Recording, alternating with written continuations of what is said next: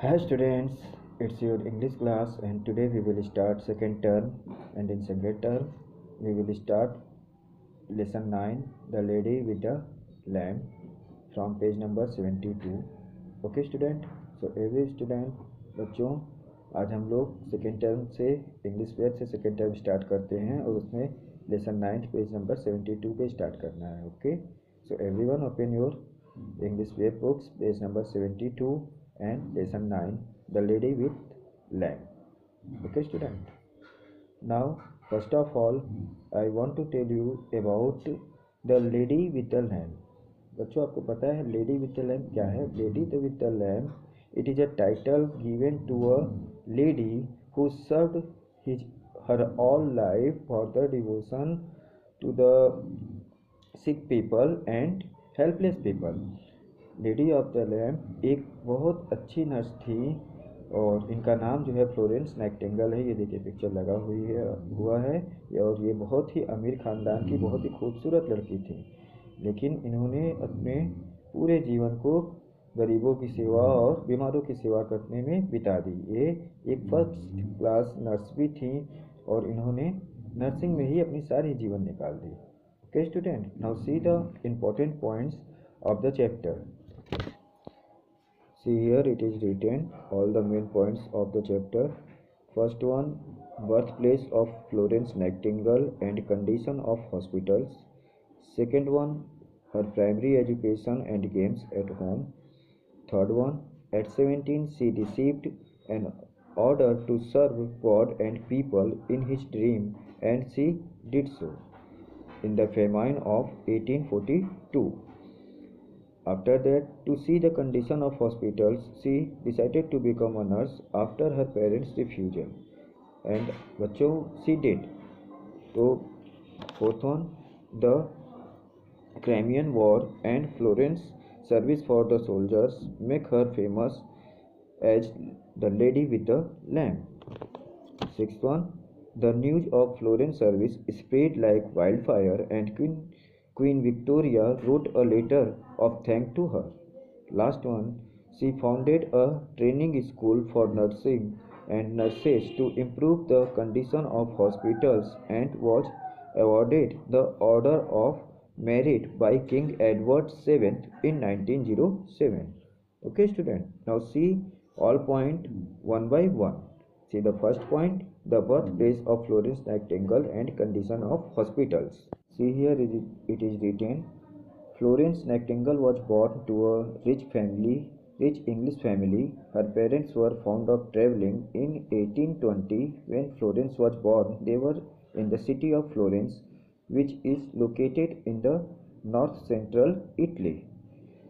Today, the very name, बच्चों पहले इतना समझ लीजिए पहले, फ्लोरेंस नाइटिंगेल का जो जन्म था वो एक इंग्लिश फैमिली और अमीर इंग्लिश फैमिली में यानी इंग्लैंड में हुआ था और इनके पेरेंट्स जो थे वो घूमने के बहुत शौकीन थे. 1820 में जब इनके पेरेंट्स एक यात्रा पे थे उसी समय इटली के फ्लोरेंस शहर में इनका जन्म हुआ.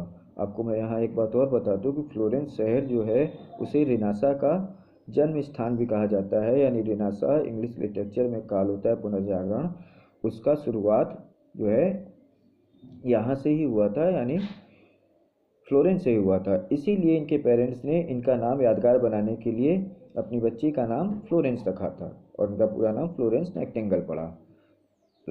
Today the very name hospitals remind us of proper treatment, clean environment and caring nurses. There is nothing unusual in it, but 150 years ago their sense was quite different. Even in the prosperous nation like England, the condition of hospitals were awful. तो बच्चों आज हम hospital की कल्पना करते हैं तो हम सोचते हैं जाके यहाँ जाएंगे, नर्स होंगे, डॉक्टर होंगे, सब हमें पता होता है, सब कुछ सुविधा होती है. लेकिन 150 साल पहले ऐसा कुछ नहीं था और हॉस्पिटल्स भी जो हैं वो आज की तरह नहीं थे. वहाँ जो प्रॉस्पेरियस यानी समृद्धिशाली देश थे वहाँ भी केयरिंग की और ट्रीटमेंट की पूरी व्यवस्था नहीं होती थी. और उस समय में फ्लोरेंस नाइटिंगेल ने अपनी सारी उम्र जो है वो बीमार लोगों की सेवा करने में निकाल दी, घायलों की और हॉस्पिटल्स की अच्छी कंडीशन बनाने में निकालती, और इसलिए फ्लोरेंस नाइटिंगेल जो है वो बहुत ही फेमस हैं और आज भी इन्हें लोग सम्मान से याद करते हैं। Now see the second point, her primary education and aims at home. See here, Florence was brought up in England. Up, her father was against school education and taught his daughters at home. Florence and her sisters Parthe learned subjects like philosophy, mathematics, and foreign language from their father. Florence also helped her mother in household work. Like any other girl, young Florence played with her dolls. Sometimes she pretended that one of her dolls was sick or wounded. She pretended to take care of the doll very affectionately and made it well. From childhood, she used to write down her ideas. तो बच्चों, Florence Nightingale जो थी उनको England के जिस परिवार में पली थी, उनके माता पिता जो है वो स्कूली शिक्षा के खिलाफ थे, इसलिए उनको और उनकी बहनों को घर पे ही शिक्षा दी जाती थी। उन्हें घर पे फिलॉसफी, मैथमेटिक्स और फॉरेन लैंग्वेज तो उनके पिताजी ही सिखा देते थे, और फ्लोरेंस अपने माता का घर के कार्यों में भी मदद करती थी। लाइक यहाँ आगे देखिए लिखा है, दूसरी लड़कियों की तरह फ्लोरेंस भी जब खेलती थी अपने डॉल के साथ तो अपनी डॉल का बहुत ख्याल रखती थी, और कभी कभी तो ऐसा भी होता था कि वो ऐसा प्रिटेंड करती थी यानी नाटक करती थी कि बच्ची उनकी डॉल जो है वो बीमार है और उसका वो बहुत अच्छे से इलाज करती थी। इसने पूर्ण तरीके से उसका जो है ट्रीटमेंट करती थी। तो इस तरह से वो बचपन से ही एक नर्स बनना चाहती थी, और बच्चों वो अपने सारे एक्सपीरियंस को, सारी चीज़ों को लिखा करती थी, अपने आइडियाज़ को। Now see the next point. At 17, she received an order to serve God and people in her dream, and she did so in the famine of 1842. तो बच्चों, जब वो 17 साल की थीं उस समय उनको जॉन ऑफ आर्क और जो कि फ्रांस के थे उनकी तरह एक सपना आया। उन्होंने अपने एक्सपीरियंस में लिखा है कि 7 फरवरी 1837 God spoke to me and called me to his service. यहाँ देखिए लिखा भी है, पढ़ें यहाँ। Then onward she was in search of right path to reach her destination. उन्होंने 7 फरवरी को ये डिक्लेयर किया था कि भगवान ने उन्हें कहा है कि वो मेरी सेवा करें, और उसके लिए वो क्या सही रास्ता होगा उसको चुन नहीं पा रही थी। Young and beautiful Florence was the centre of attraction among the aristocrats of London, but she was not satisfied with the glamorous accepts of her life. Deep in her mind she always had a desire to serve God and waited eagerly for her chance to do so. In 1842, a famine broke out in England. People suffered a lot in both towns and cities. Starvation made them sick, and as a result, hospitals were full of patients. Florence was very upset to see the misery and wanted to look after the sick persons. तो बच्चों, उनको वो Florence जो थी बहुत ही खूबसूरत थी, आपको पहले ही बताएं। तो वो लंदन के जितने भी एरिस्टोक्रेट्स यानी रईस लोग थे उनके बीच में वो आकर्षण का केंद्र थे, यानी उन्हें सब पसंद करते थे, लेकिन उनको ये शाही ज़िंदगी पसंद नहीं थी। उनके दिमाग में हमेशा ये चलता था कि कैसे वो भगवान की सेवा करेंगी और उसका सही चांस कब मिलेगा, और वो उन्हें मिला 1842 के फेमाइन में, यानी सूखे में जो इंग्लैंड में पड़ा था। उसमें बहुत से लोग बीमार हुए, वहाँ के हॉस्पिटल सारे फुल हो गए और ढंग से उनको ट्रीटमेंट नहीं मिल पा रही थी, और हॉस्पिटल भी बहुत अच्छे नहीं थे। वो आप नेक्स्ट पॉइंट में देखें। To see the conditions of hospital, she decided to become the nurse after her parents' refusal. The conditions of hospital at that time were pathetic. There was not so fresh air, clean surrounding, and well-trained nurses. Florence came to know about these conditions and became all the more determined to serve the sick people and improve the poor condition. तो बच्चों, जब वहाँ सूखा फैला और वहाँ Florence ने देखा कि चारों तरफ हॉस्पिटल की कंडीशंस जो है वो और भी करुणादायक है, यानी वो और भी बुरी है। वहाँ पे न तो साफ़ हवा है, स्वच्छ हवा है, न तो साफ़ वातावरण है, न तो नर्सें जो हैं वो सही से हैं। तो उन्होंने फैसला किया कि वो नर्स बनेंगी, लेकिन चूँकि वो एक रईस परिवार से थी तो कोई भी रईस परिवार अपना अपनी बेटी को नर्स नहीं बनने देना चाहता है, तो उनके पिताजी भी नहीं बनने देना चाहते थे, लेकिन उसके बाद भी उन्होंने डिसाइड किया कि वो नर्स बनेंगी। और उसके बाद उन्होंने माता पिता की सहमति भी अंत में जो है वो ले ली। और इसके बाद ये देखिए लास्ट लाइन में लिखा है, at last her parents gave way to her wish and allowed her to work as a superintendent in a nursing home. Florence proved her competence. Okay student, तो अंत में नर्स बन गई। Now see the next point. The Crimean War and Florence service for the soldiers make her famous as the Lady with the Lamb. तो बच्चों, in 1854 the Crimean War broke out. England, France and Turkey together fought against Russia. Stopol was on the Black Sea was one of the Russian base. The French and British troops wanted to cross the river Alma and reach Sebastopol।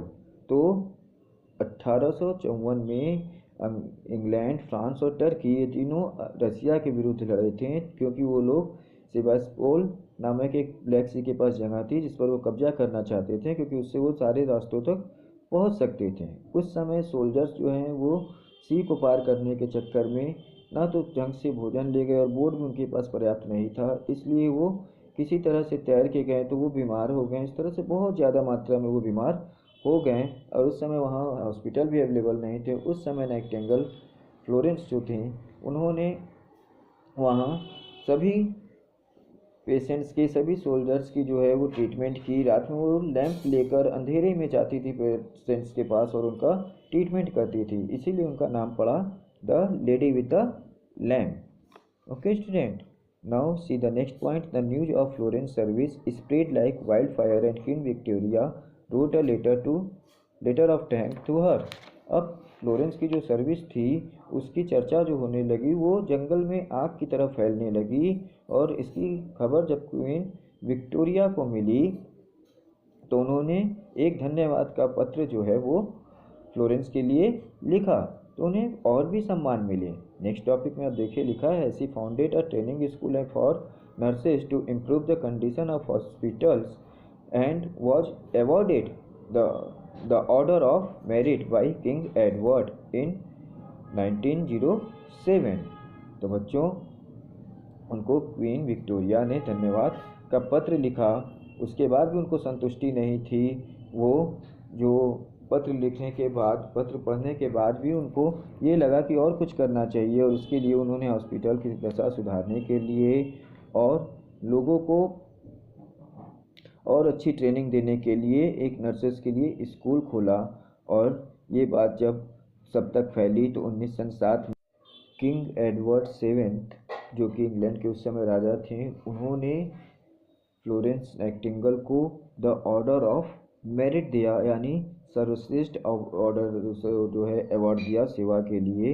यहाँ देखिए लिखा भी है last line में, इन 1907 king Edward 7 gave her the order of merit। Florence Nightingale was the first woman ever to receive the great honor। In 1910 the noble lady passed away at the age of 90। तो बच्चों, 1907 में king Edward 7 ने इनको the Order of merit दिया, जो कि पहली औरत थी इंग्लैंड की जिनको ये ऑनर मिला था। और 1910 में ये सज्जन लेडी जो है वो इस दुनिया को छोड़कर स्वर्ग चली गई। तो इस तरह से महान व्यक्तित्व की स्वामी फ्लोरेंस नाइटिंगेल जो थी, उन्हें हम लेडी ऑफ द लैम्प भी कहते हैं। और बच्चों को जाते जाते हमें ये सीख दे गई that we have to serve the people without any selfness and we can serve the God in this way. तो बच्चों को सिखाती हैं कि हम अगर निस्वार्थ भाव से लोगों की सेवा करते हैं तो हम भगवान की सेवा करते हैं, और हमें हमेशा निस्वार्थ भाव से लोगों की सेवा करनी चाहिए। Now every student read the chapter once and after that see the video again and do the exercise of your book by your own self। And if you learn something from this video, then like it and comment in comment box। Okay, that's all. Thank you.